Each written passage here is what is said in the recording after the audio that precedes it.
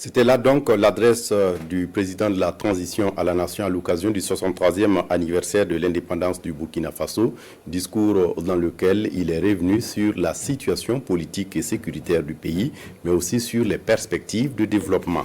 À présent, je vous invite à suivre ce commentaire du directeur de la télévision du Burkina, Pascal Kané. C'est un chef de guerre que le chef de l'État s'est adressé à ses compatriotes. Le ton martial, le cadre symbolique.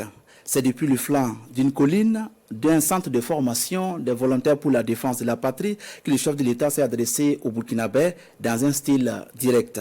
C'est connu, le chef de l'État nous a habitués avec ses discours sans papier, sans filtre, loin des salons feutrés de la présidence. On note au passage le retour du terme camarade utilisé au temps fort de la révolution burkinabé, une façon de marquer sa proximité avec sa population. C'est donc un cœur à cœur avec le peuple. Voilà pour la forme. Dans le fond, le chef de l'État est essentiellement centré sur la situation sécuritaire. Cela était prévisible puisque c'est la principale préoccupation des Burkinabés. Le chef de l'État rend hommage aux forces combattantes et aux populations pour leur contribution financière, matérielle ainsi que leurs prières. En même temps, il siffle la fin de la récréation pour tous ceux qui travaillent contre la dynamique en cours pour la reconquête du territoire national. Le capitaine Ibrahim Traoré met en garde ouvertement tous ceux qui l'appellent les valets locaux de l'impérialisme, car il est convaincu que le terrorisme qui nous endeuille n'est que la manifestation de l'impérialisme. Se dira-t-il ce qui l'a conduit, il y a une année de cela, à s'assumer pour combattre véritablement l'ennemi à la racine. Le chef de l'État souligne sans détour, c'est en toute responsabilité qu'il a choisi de prendre la destinée de la patrie pour faire la guerre. Il est en phase avec le vaillant peuple burkinabé qui lui fait confiance et qui s'engage à faire la guerre à ses côtés pour la dignité et pour l'honneur. En une année d'exercice, le président de la transition fait un bilan reluisant et rassurant. Des milliers de VDP sont recrutés, formés et équipés. L'armée de terre a enregistré l'arrivée de plus de 11 000 combattants.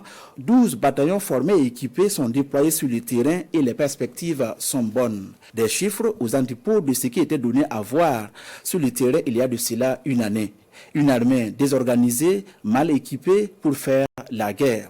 Les forces intérieures sont désormais intégrées dans la reconquête du territoire national. 12 groupements d'unités mobiles d'intervention ont été créés au sein de la police nationale.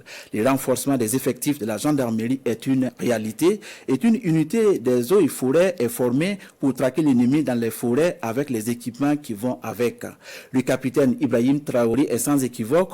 Toutes les forces de sécurité intérieure sont équipées d'armements qu'elles n'ont jamais connus dans l'histoire de leur exercice. Sur le plan de la défense aérienne, le Burkina Faso dispose désormais d'appareils de dernière génération qui permettent de surveiller le territoire national. Oui, les terroristes peuvent se déplacer et même attaquer certaines localités, mais une chose est sûre, ils ne pourront plus repartir tranquillement, a-t-il martelé.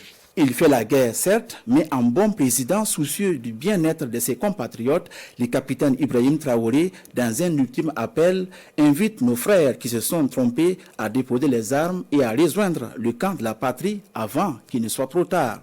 Ayant fait l'option de la guerre et du développement, le chef de l'État, dans son adresse, a fait le bilan de l'action sanitaire, formation professionnelle, de l'emploi, le commerce, l'agriculture, ainsi que la coopération. Au plan sanitaire, on note l'amélioration des plateaux techniques pour faire face aux défis sanitaires et la prise en charge efficace des combattants blessés. L'ambition du chef de l'État est de bâtir des hôpitaux qui permettront à nos médecins de travailler dans de meilleures conditions. Il a une pensée pour les victimes de l'épidémie de la dengue. Nous devons revoir nos habitudes en matière de salubrité, a-t-il lancé, et d'inviter la population à un changement de paradigme. Au plan agricole, le chef de l'État réaffirme son engagement à atteindre l'autosuffisance alimentaire. C'est pourquoi il a lancé en 2023 l'initiative présidentielle pour l'autosuffisance alimentaire et la souveraineté alimentaire, qui produit déjà des résultats satisfaisants sur le terrain. Il engage le Burkinabé à investir tous les bas-fonds de toutes les contrées dès la prochaine campagne. Il faudra non seulement produire, mais aussi transformer et consommer, voire exporter.